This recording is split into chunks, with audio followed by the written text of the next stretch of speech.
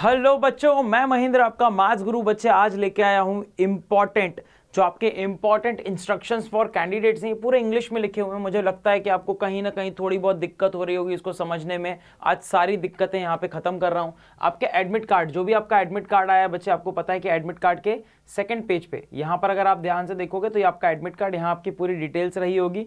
ये आपका कौन सा एग्जाम कब कहाँ पे क्या हो रहा है, ठीक है ना। जैसे कि आप देख पा रहे हो कि यहाँ पर क्या देख के रखा हुआ है बच्चे आपको, कि कौन सी डेट में कौन सी शिफ्ट थर्ड शिफ्ट में हो रहा है। सेंटर पे रिपोर्टिंग का टाइम क्या है, 2:15 है। फिर यहाँ पे बोला है कि टाइमिंग ऑफ टेस्ट 3:30 से लेकर 6:30 तक 3 घंटे का यहाँ पे टेस्ट होने वाला है। गेट क्लोजिंग टाइम 3:15 बजे, तो रिपोर्टिंग टाइम 15 है, 2:15 से अंदर जाना शुरू होगा और गेट क्लोजिंग टाइम 3:15 है बच्चे। 3:15 पे गेट क्लोज हो जाएंगे, यही बोला जा रहा है यहाँ तक। फिर वेन्यू यानी ये आपका एड्रेस लिखा होगा बच्चे, ये आपको चेक कर लेना है। अब यहाँ पे अपन आ जाते हैं वापस से, क्या इंस्ट्रक्शंस लिखे हुए हैं उसके बारे में बात करते हैं, ठीक है। इंस्ट्रक्शंस क्या क्या लिखे हुए हैं उसके बारे में बात कर लेते हैं। तो सबसे पहली लाइन लिखी हुई है, the candidate must reach the centre, the candidate must reach the centre at the time indicated against reporting entry time. मतलब कि 2:15 बजे तक पहुंच जाना है। मतलब यहाँ पे जो आपका एंट्री टाइम लिखा हुआ है बच्चे, पहली लाइन में लिखा हुआ है कि ये जो एंट्री टाइम है आपका, ये एंट्री टाइम तक आपको वहां पहुंच जाना है। और दूसरी लाइन में लिखा है गेट क्लोजिंग टाइम जो है वो 3:15 है। जैसे यहां पर आपके में भी कुछ ना कुछ लिखा होगा, गेट क्लोजिंग टाइम के बाद आपको अंदर घुसने नहीं दिया जाएगा। No candidate shall be permitted enter after gate closing time. Second point पे ये लिखा है कि गेट क्लोजिंग टाइम के बाद नहीं जाएगा। रिपोर्टिंग टाइम से चालू होगा घुसना, गेट क्लोजिंग टाइम आखिरी समय है गेट के अंदर घुसने का, उसके पहले पहुंच जाना है बच्चे वहां पे। No candidate shall be permitted to leave the examination hall before the end of the exam. आपका एग्जाम पहले हो जाए कोई फर्क नहीं पड़ता, जब तक कि पूरा का पूरा आपका एग्जाम खत्म नहीं हो जाता है, मतलब पूरा घंटे पूरे नहीं हो जाते हैं। उसमें लिखा होगा कब से कब तक कि आपका एग्जाम चलने वाला है, तब तक आपको बाहर जाने को नहीं दिया जाएगा। ध्यान रखिएगा इस बात को। Upon completion of examination please wait for instruction from the invigilator and do not get up from your seat until advised. Exam खत्म होने के बाद चुपचाप बैठे रहना। जो वहां पे आसपास घूम रहे होंगे बच्चे इन्विजिलेटर, वो आपको बोलेंगे कि भाई अब उठना चालू करो, तो 1 by 1 उठ के आपको जाना है, ऐसा लिखा हुआ है। फिर all candidates are required to download and read the instructions. ये जो लिखा हुआ है ये डाउनलोड करने को बोल रहा है और इसको ढंग से पढ़ने को बोल रहा है, जो मैं आपको ढंग से पढ़वा रहा हूं, ठीक है। तो इसको देख लो तो ढंग से पढ़ लोगे, ठीक है। फिर बोल रहा है this admit card consist of 2 pages. 2 page हैं बच्चे इसमें। पहले पेज में सेंटर की डिटेल्स हैं जो कि मैंने दिखा दी। सेकंड पेज पे ये इंपॉर्टेंट इंस्ट्रक्शन है, तो जो आपको मैं पढ़ के दिखा रहा हूं। आगे बोला जा रहा है बच्चे 7वें नंबर पे, 6ठे नंबर पे बोला जा रहा है, 7वें बोला जा रहा है the admit card is provisional subject to satisfying the eligibility condition as given in the information bulletin. बोल रहा है कि एडमिट कार्ड बस आपको इसीलिए दिया गया है क्योंकि आपने फॉर्म फिलअप किया है। इसका मतलब ये नहीं है कि आप एलिजिबल हो गए इस एग्जाम को देने के लिए। मतलब कि हो सकता है कि आप बीए के स्टूडेंट हो, आपने कुछ और भर दिया है फॉर्म में और आप एग्जाम देने जा रहे हैं, तो आप एग्जाम देने जा सकते हैं, लेकिन जरूरी नहीं कि इस एग्जाम से आपका सिलेक्शन ही हो जाए। आपने अगर सही से एलिजिबिलिटी, अगर क्राइटेरिया आपने, यानी अगर आप जो है बच्चे एलिजिबल हैं उसके लिए, मतलब क्या है कि अगर आपने एलिजिबिलिटी क्राइटेरिया, आपको पता है कि अगर जीटी आप दे रहे हैं तो आप जीटी के लिए एलिजिबल होने चाहिए। आप मैथ्स के दे रहे, मैथ्स के एग्जाम दे रहे हैं तो मैथ्स के लिए एलिजिबल होना चाहिए, तो वो होना चाहिए बच्चे, दक्ष होने चाहिए आप उसके लिए। फिर आगे बोला जाता है candidates are advise to verify location of the test a day in advance so they do not face any problem on the day of the test. बोला जा रहा है उसके अंदर जो वेन्यू दे के रखा हुआ है, जो स्थल है आपका, उसको जाके एक बार देख के आ जाओ कि कहाँ पर है आपका एग्जाम, ताकि जिस दिन एग्जाम है उस दिन फ्री माइंड से आप वहां पर पहुंच सको। वहां तक कैसे जाना है, किस परिवहन से जाना है, वो आप पता कर सको। तो बोल रहा है एक दिन पहले ही चेक कर लो ताकि उस दिन दिक्कत ना हो आपको।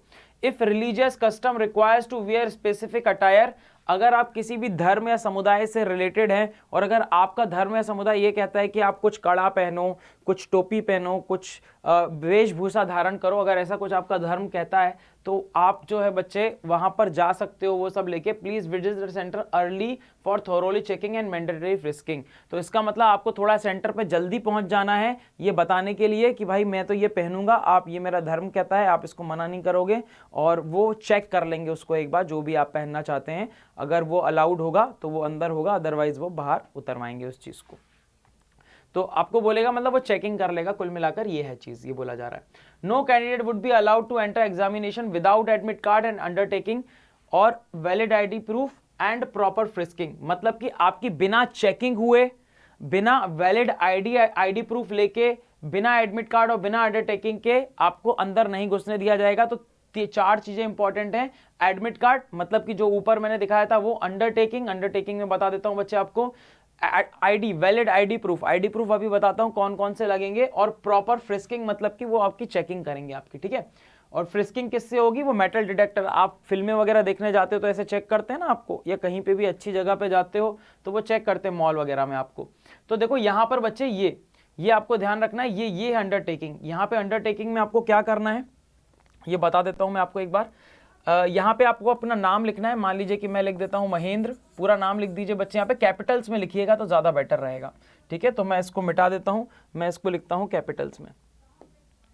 कैसे लिखूंगा मैं? कैपिटल्स में। तो यहाँ से कैपिटल में लिख देंगे MAHENDRA, है ना। पूरा नाम लिखिएगा, महेंद्र के केशवानी, पूरा लिख दिया। रेसिडेंट ऑफ का मतलब कि कहाँ रहते हो, तो यहाँ एड्रेस लिख देना बच्चे, जो भी आपका एड्रेस है। एड्रेस ये मत लिखना, मान लो आप रहते हो house number 42 near Kantara hills ऐसे करके, तो ये यहीं पे ऊपर और नीचे इतने ही ब्लॉक में लिखना, इसके आगे पीछे मत लेके जाना, यहीं पे ही लिख देना बच्चे। शॉर्ट में लिखना, पूरा एड्रेस लिखने की जरूरत नहीं है। तो शॉर्ट में हाउस नंबर इतना, और यहाँ रहते हो और कौन सा शहर है, बस इतना काफी है। Do here bye declare following, बस खत्म। और इसके बाद आपको यहाँ पर ध्यान रखना है, यहाँ पे क्या लिखना है आपको, नीचे आ जाते हैं तो यहाँ पे नाम और यहाँ पे एड्रेस लिखना है। यहाँ पे candidates photo same as upload. अब जो आपने जो फॉर्म में अपलोड किया था बच्चे, फॉर्म में जो आपका है, जो आपका एडमिट कार्ड में फोटो लगा हुआ है, सेम टू सेम फोटो यहाँ पे लगाना है। और यहाँ पे आपको लेफ्ट हैंड उल्टे हाथ का थंब इंप्रेशन, उल्टा अंगूठा लगाना है बच्चे, अंगूठा छाप बनना है यहाँ पे। तो अंगूठा कैसे लगाओगे? अगर आपके पास इंक है तो बहुत अच्छा, नहीं तो पेन होती है ना, पेन गोद देना है यहाँ पे, और एक बार खाली पेज पे ऐसे करना तो वो सही हो जाएगा, फिर दूसरा अंगूठा इस पे लगाना, ठीक है।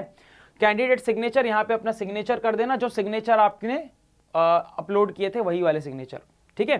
तो ये हो गई बच्चे आपके जो एडमिट कार्ड आपको लेके जाना है। तो एडमिट कार्ड, अंडरटेकिंग जो अभी आप लिखोगे वहां पर, वैलिड आईडी प्रूफ कौन कौन से, तो यहां पे बता रहा हूं नीचे, और प्रॉपर फ्रिस्किंग तो वो कर लेंगे अपने आप ही, फ्रिस्किंग, ठीक है, यानी कि आपकी जांच पड़ताल। अब क्या क्या परमिट है आपका लेके जाने के लिए, उसके बारे में बात कर लेते हैं बच्चे। तो आपको पर्सनल ट्रांसपेरेंट बॉटल अलाउड है। वाटर बॉटल, अगर आपको पानी की बोतल लेके जानी है तो ट्रांसपेरेंट मतलब कि पारदर्शी होनी चाहिए। फिर बोला जा रहा है simple transparent ball point pen, तो जैसे कि आपको पता है कि सेलो वेलो के आते हैं एकदम ट्रांसपेरेंट जिसमें रिफिल दिखती है, ऐसा रिफिल दिखने वाला पेन ही आपको अलाउड है। तो काला और नीला कोई भी पेन लेके जा सकते हो, बॉल पेन लेके जाना बस। फिर admit card along with self declaration, ठीक है, जो आपका एडमिट कार्ड है ऊपर डिक्लेरेशन जो मैंने बताया वो भर के लेके जाना है आपको घर पे, ध्यान रखिएगा। अच्छा ये एक बात ध्यान रखिएगा, ये सिग्नेचर जो है ना आपको इधर, ये सिग्नेचर जो है ये आपको करके नहीं जाना है, आपको सिर्फ यही दोनों करके जाना है। ये आपको वहां पर करना है बैठने के बाद, ये आपको वहां बैठने के बाद करना है, ये घर से करके लेके जाना है। ये दो चीजें आपको घर से करके लेके जानी है, ये वाली और ये वाली घर से नहीं करना, ये एग्जाम सेंटर पे करना है। ये जब बैठ जाओगे, बैठने के बाद जब एग्जाम चल रहा होगा उस टाइम पे आपको बोलेगा करने के लिए, तब आपको ये करना है। ये बात ध्यान रखिएगा बच्चे। आगे बढ़ जाते हैं। फिर इसके बाद आपको ध्यान रखना है कि भाई एक एडिशनल पासपोर्ट साइज फोटो और लेके जाना, वो वहां पर मांगेंगे आपसे। तो एक फोटो चिपका के लेके जानी है और एक फोटो एक्स्ट्रा लेके जानी है, ध्यान रखिएगा। और वहां पे वो अटेंडेंस शीट पे पेस्ट करेंगे उसको, वो चिपका देंगे खुद ही। ओरिजिनल आईडी प्रूफ लेके जाना, कोई भी एक ओरिजिनल आईडी प्रूफ, आधार वगैरह। और candidate not allowed centre wearing his own mask, आपको वहां पर खुद का मास्क नहीं पहनने को दिया जाएगा। तो अगर आप मास्क पहन के जा रहे हैं तो वो यूज एंड थ्रो वाला लेके जाना, क्योंकि वहां से नया मास्क मिलेगा आपको, ठीक है। सेंटर पे ही वो फ्रेश मास्क आपको देंगे, तो वही आपको अंदर पहन के जाना है, ठीक है। तो अगर कोई ऐसा मास्क होगा जो कपड़े वपड़े का है या फिर कोई कीमती मास्क आप पहन के जा रहे हैं तो वो फिकवा देंगे वहां पे। अब कैंडिडेट को यहाँ पे बोला जा रहा है क्या कि भाई फोटोग्राफ लगा के जाना है और थंब इंप्रेशन लगा के जाना है, ये दो चीजें करके रखनी है पहले से ही। फिर candidate any one original photo ID, कौन कौन सी फोटो आईडी अलाउड है? PAN card, driving licence, voter ID, passport, Aadhaar card without photograph चलेगा, विथ फोटोग्राफ चलेगा, sorry, Aadhaar card with photograph, e Aadhaar भी चल जाएगा, राशन कार्ड भी चल जाएगा, और आधार का एनरोलमेंट फोटो के साथ है तो वो भी चल जाएगा, इसके अलावा और कुछ नहीं चलेगा। तो ये ध्यान रखिएगा। फिर इसके बाद आपको पीडब्ल्यू जो कैंडिडेट है, मतलब फिजिकली वीक जो कैंडिडेट है, उनको 20 मिनट एक्स्ट्रा मिल जाएंगे। और स्क्राइब है तो बच्चे स्क्राइब की फैसिलिटी है कि नहीं है वो आपके उस पर डिपेंड करेगा जो आपने फॉर्म भरा होगा उस पर। फिर PW candidate certificate issued competent authority is claiming relaxation under PW category. तो ये बच्चे आपके पास ये होना चाहिए सर्टिफिकेट, वहां पर लेके जाना है आपको, ध्यान रखिएगा, बिना सर्टिफिकेट के आपको नहीं मिल पाएगा ये, ठीक है। तो जितने भी पीडब्ल्यू वाले कैंडिडेट हैं, मतलब जो फिजिकली वीक वाले स्क्राइब वगैरह के लिए जो आपने सर्टिफिकेट्स बनवाए हैं, जो आपने अंडरटेकिंग दी है, वो लेके जानी है आपको साथ में। फिर candidates are not allowed to carry any personal belongings. बच्चे कुछ भी खुद का नहीं लेके जाना है अंदर, जैसे कि इलेक्ट्रॉनिक डिवाइस, मोबाइल फोन, ये सब नहीं लेके जाना है, और वहां पर उनके सेफ कीपिंग की जिम्मेदारी उनकी नहीं है, वहां पर वो सुरक्षित रहेंगे, वो उसकी जिम्मेदारी उनकी नहीं है। तो इसी प्रकार की चीजें लिखी हुई हैं। जूते चप्पल जो है वो पतले सोल वाले पहन के जाना है, बड़े बटन वाले नहीं पहन के जाना है।